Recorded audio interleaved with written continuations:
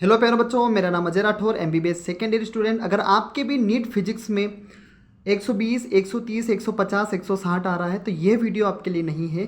ये उन बच्चों के लिए बनाया गया है जिनके अभी भी फिजिक्स में 60, 80, 90 तक आ रहा है और वो चाहते हैं कि बचे हुए दिनों में जितने भी 8 से 9 दिन, 10 दिन जितने बचे हैं इसमें अपने आप को इम्प्रूव करना चाहते हैं। वीडियो स्टार्ट करने से पहले मैं आपको एक सच्चाई बता दूं कि भाई साहब, बायोलॉजी और केमिस्ट्री ये स्कोरिंग होते हैं, इसमें कोई शक वाली बात नहीं, लेकिन तुम्हारा सिलेक्शन फिजिक्स करवाएगा, तुम्हारी रैंक फिजिक्स लेके आएगा। अगर अभी भी मार्क्स कम आ रहे हैं तो तुम अभी हाथ पे हाथ रख के मत बैठो, अभी भी कुछ बिगड़ा नहीं है, अभी भी गेम चेंज हो सकता है। ठीक है, अगर मैं कहूँ कि तुम एकदम जीरो लेवल पे हो, तुम्हें कुछ नहीं आता है, तुमने फिजिक्स का नाम भी नहीं सुना है और तुम्हें ना फॉर्मूला आता है ना चैप्टर तक ना पता है, और तुम 180 में से 160 कवर कर सकते हो, क्या ये पॉसिबल है? तो भाई ये होता है बत्तीबाजी करना। तुम अभी यूट्यूब पे सर्च करोगे, तुम्हें इतने ही वीडियो मिल जाएंगे, कितने बहुत सारे वीडियो तुम्हें मिल जाएंगे, जहाँ स्ट्रेटजी वीडियो मिल जाएंगे, जहाँ आपको कहा जाएगा कि तुम जीरो से 160 कवर कर लो, 170 कवर कर लो, 180 कवर कर लो, लेकिन ये बिल्कुल भी सच्चाई नहीं है। ठीक है, हाँ, लेकिन अगर तुम 60, 80, 90 स्कोर हो, मतलब तुम्हारा सिलेबस कहीं ना कहीं कंप्लीट है, लेकिन तुम कहीं ना कहीं बस मिस्टेक कर रहे हो सकता है तुम ऐसे चैप्टर को पढ़ते हो जो वास्तव में इंपॉर्टेंट है ही नहीं, या जिनसे क्वेश्चन बहुत कम आते हैं और तुम उन्हीं के ऊपर सबसे ज़्यादा फोकस कर रहे हो, या हो सकता है कि तुम फॉर्मूला को बार बार भूल रहे हो सकता है तुम फॉर्मूला बार बार भूल रहे हो सकता है तुम थ्योरी सही से नहीं पढ़ रहे हो सकता है तुम्हारा माइंडसेट अच्छा ना हो, या हो सकता है कि तुम क्वेश्चन प्रैक्टिस अच्छे से नहीं कर रहे हो, या राइट स्ट्रेटेजी के साथ में नहीं कर रहे हो। तो इन चीज़ों को भी अगर तुमने सुधार लिया तो तुम 60, 70, 80 नंबर से डायरेक्ट 150, 160 तक स्कोर करोगे और अपना एक साल खराब होने से बचा लोगे, क्योंकि तुम्हें पता है कि फिजिक्स ही है जो तुम्हारा सिलेक्शन कंफर्म करने वाला है। आप भी सोच रहे हो ना कि तुम 60, 70, 80, 90 से 160 ले जाओ, तो तुम्हें ज़रूरत है एक बेहतरीन और एक राइट स्ट्रेटेजी की। ठीक है, जो 7 दिन में, देखो ये इतना भी आसान नहीं है, तुम्हें अच्छे से मेहनत करने की जरूरत है, मतलब बहुत ज़्यादा मेहनत करने की जरूरत है। मैं कह दूं कि भाई बहुत आसान है, तुम कर लोगे, ये फालतू की बात है भाई। तुम्हें मेहनत करनी पड़ेगी, इसके अलावा तुम्हारे पास कोई ऑप्शन नहीं है। ठीक है, तुम्हें मेहनत करनी ही करनी है, तुम्हारे पास सिर्फ एक ही ऑप्शन है, वो है मेहनत। अपने आप को भाई रगड़ना पड़ेगा, अपने आप को घिसना पड़ेगा।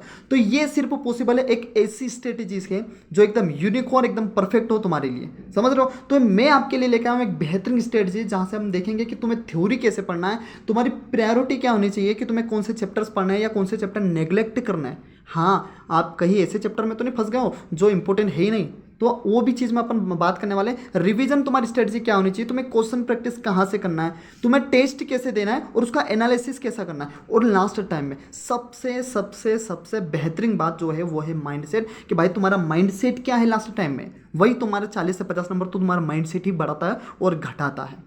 तो एक एक करते हैं, अपन बात करते हैं। ठीक है, सबसे पहले भाई, अगर तुम्हें 160 कवर करना है, कितना, अगर तुम्हें 160 कवर करना है तो तुम्हें यह पता होना चाहिए कि ऐसे कौन से चैप्टर है जो अभी भी तुम्हारे वीक है, या ऐसे कौन से टॉपिक है जो अभी भी तुमसे नहीं बन रहे हैं। तो सबसे पहले भाई कुछ भी मत करो, सबसे पहले तो उसे स्ट्रॉन्ग करने की कोशिश करो, क्योंकि तुम्हें जो नंबर जो कम हो रहे हैं ना, ये इन्हीं वीक टॉपिक के कारण और इन्हीं वीक चैप्टर्स के कारण हो रहा है। तो उन वीक टॉपिक को और चैप्टर्स को आपको अभी सबसे पहले तो आपको क्या करना है, स्ट्रॉन्ग करना है। ठीक है, पहली बात। दूसरी बात ये कि तुम सबसे पहले ऐसे चैप्टर्स को कंफर्म कर लो जो सबसे ज़्यादा इजी और स्कोरिंग है। ठीक है, और तीसरा, तुम क्या करोगे, तुम चीज़ों को नेग्लेक्ट करना सीखो। लास्ट टाइम में सब कुछ पढ़ना नहीं होता है। सबसे पहली बात तो ये पढ़ो कि लास्ट टाइम में सब कुछ पढ़ना भी नहीं होता है।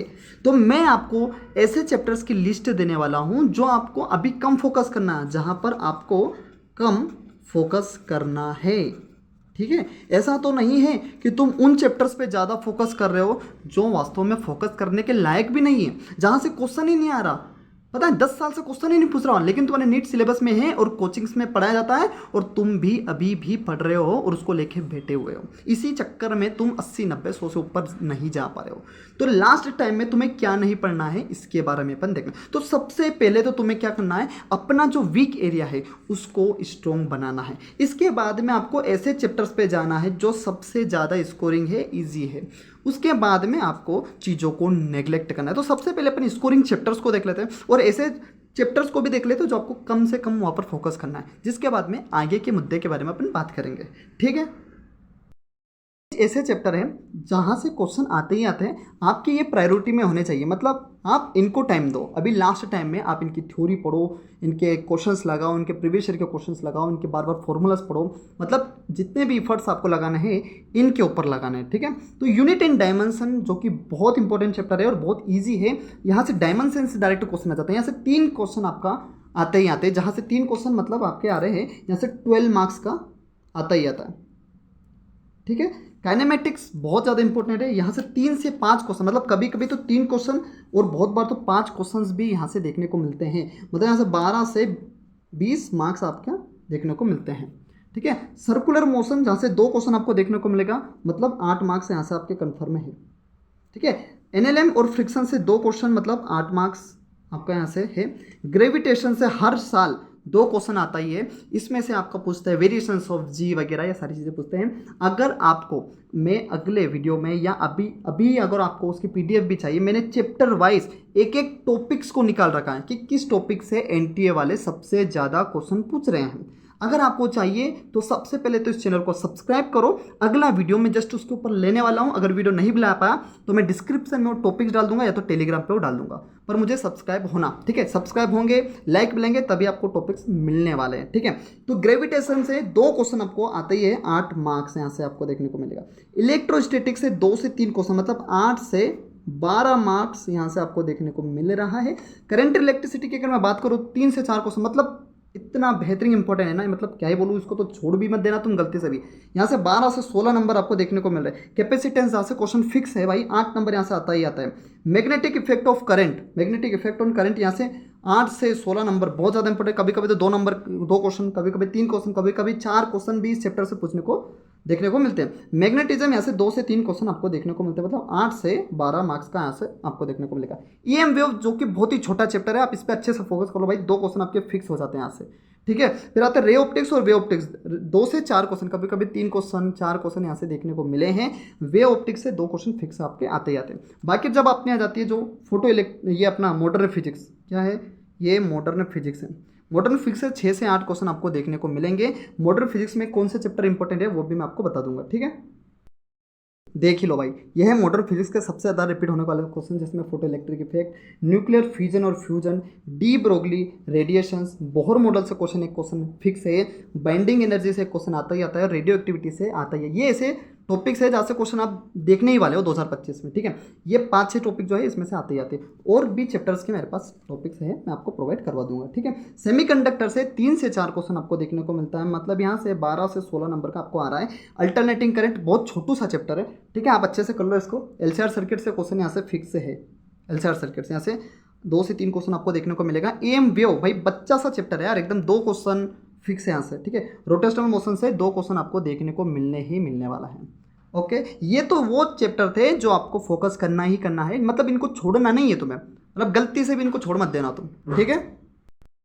ये ऐसे टॉपिक है जिनको आपको कम फोकस करना है, ठीक है, या छोड़ना नहीं है। मैं ये नहीं कह रहा तुम छोड़ दो, नहीं, पर वो जो 20 चैप्टर जो मैंने आपको बताया 19-20 चैप्टर, सबसे पहले आप उनके ऊपर फोकस करो, उनको कंफर्म करो, उनके हर एक टॉपिक एकदम फिक्स कर लो कि भाई इनके क्वेश्चन तो बनने ही बनने वाले हैं और इनको तो हम एकदम गर्दे उड़ा देंगे इन चैप्टर के।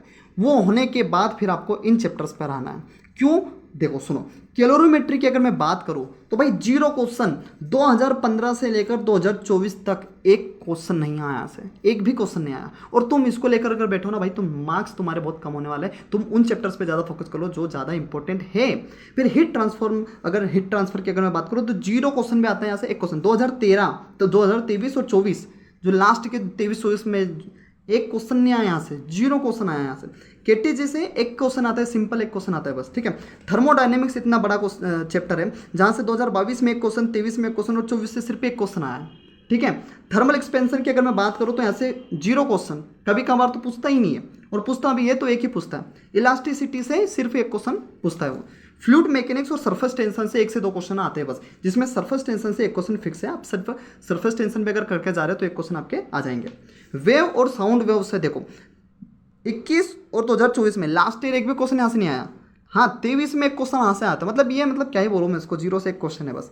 सेंटर ऑफ मास 2017 से लेकर 2023 तक, मतलब 2017, 18, 19, 20, 21, 22 में एक भी क्वेश्चन यहाँ से नहीं आया। 2024 में बस एनटीए की आंखें खुल गई थी, बोला कि चलो सेंटर ऑफ मास से एक क्वेश्चन मैं दे देता हूँ। ठीक है, सिंपल हार्मोनिक मोशन से 1 से 2 क्वेश्चन आते हैं बस। तो ये ऐसे टॉपिक है भाई कि तुम इनके ऊपर कम फोकस करो, लेकिन फोकस करो। मैं नहीं कह रहा हूँ छोड़ ही दो, नहीं, तुम्हें अगर 160 170 लाना है तो चैप्टर तो आपको सारे ही करने हैं, लेकिन आपको प्रायोरिटी पता होनी चाहिए कि तुम्हें मेहनत किस पे करनी है और कम मेहनत किस पर करनी है।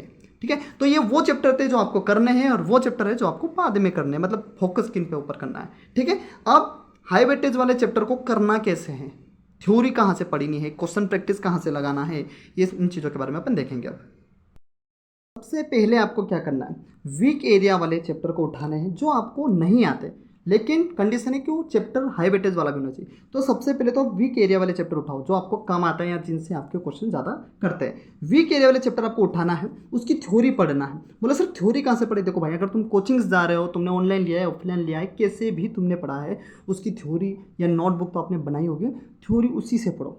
अगर ज़्यादा दिक्कत आ रही है चैप्टर्स में कि सर नहीं आ रहा समझ में, तो तुम किसी भी यूट्यूब के वन शॉट जो लेक्चर चल रहा है, वन शॉट लेक्चर दे सकते हो। ठीक है, उसके बाद में तुम क्वेश्चंस प्रैक्टिस करो। बोले सर क्वेश्चंस प्रैक्टिस कहाँ से करनी है, तो तुम्हें क्वेश्चंस प्रैक्टिस करनी है। देखो अभी टाइम कम बचा है, ठीक है, टाइम कम बचा है अभी, तो टाइम कम बचा है तो तुम बस 10 साल के प्रीवियस ईयर के क्वेश्चन कर लो, सिर्फ 10 ईयर्स के क्वेश्चन प्रैक्टिस भी अगर तुमने कर ली तो तुम्हारा काम हो जाएगा। तो मैंने क्या बोला, वीक एरिया पर फोकस करो, उसकी थ्योरी देखो यूट्यूब शॉर्ट्स में। इसके वीक एरिया होने के बाद में तुम हाई वेटेज वाले चैप्टर पर फोकस करोगे जहाँ से सबसे ज़्यादा क्वेश्चंस आते हैं, जो मैंने आपको बता दिए। उसके बाद में आपको क्वेश्चंस प्रैक्टिस करने हैं, कितने साल के, 10 साल के, किनके, हाई वेटेज वाले चैप्टर्स के, अभी बचे हुए दिनों में।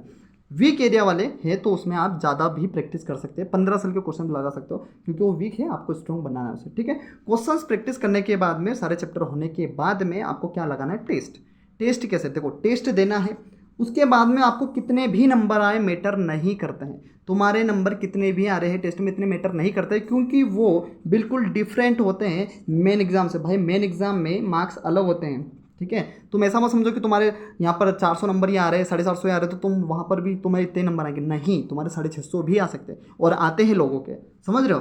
तो टेस्ट के नंबर से खुद को जज नहीं करना है। टेस्ट में जितने भी मार्क्स आए ठीक है, उसको एक्सेप्ट करो और उसका एनालिसिस करो कि कहाँ हमने मिस्टेक करी है, कौन से ऐसे चैप्टर है जो वीक है और टॉपिक है। अब टेस्ट देने से आपको वापस पता चल गया कि तुम्हारा वीक एरिया कौन सा है, तुम्हारे वीक चैप्टर्स कौन से, टॉपिक कौन से। अब उसके वापस क्या करना, आपको पता चल गया, मान लो कि आपका करंट इलेक्ट्रिसिटी आपका वीक है, आप उस चैप्टर का वापस थ्योरी अच्छे से पढ़ो, फॉर्मल रिवीजन करो, वापस प्रीवियस ईयर के क्वेश्चन करो या फिर कहीं से भी क्वेश्चन प्रैक्टिस करो, वो चैप्टर वापस तुम्हारा स्ट्रॉन्ग बन जाएगा। फिर वापस तुम्हें टेस्ट लगाना है, फिर वापस एनालिसिस करना है, फिर वापस कितने भी मार्क्स आए, फिर वापस वीक चैप्टर। ऐसे करते करते तुम कब 60 80 90 से 150 160 तक चलो जाओगे, तुम्हें पता भी नहीं चलेगा, समझ रहे हो। तो इन चीज़ों को आपको अच्छे से फॉलो करना है। इसके अलावा देखो लास्ट का टाइम चल रहा है, मुझे पता है कि तुम बहुत डरे हुए हो, बहुत तुम्हारा कॉन्फिडेंस लो है, काफ़ी दिक्कतें तुम्हारे साथ में चल रही है।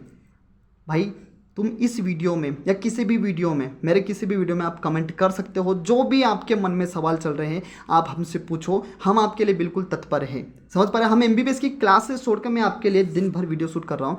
ठीक है, रात भर वीडियो शूट किए जा रहे हैं, तो क्या मैं रिप्लाई नहीं दे सकता? आप किसी भी वीडियो में जाके मेरा देख लो, मैंने भर के लोगों को रिप्लाई दिया है, जितना मुझसे हो सका है मैंने इतने रिप्लाई दिए हैं। आपको आपके मन में जो भी चल रहा है, फियर है, कॉन्फिडेंस कम हो रहा है या कुछ भी आपको पूछना है तो आप पूछ सकते हो।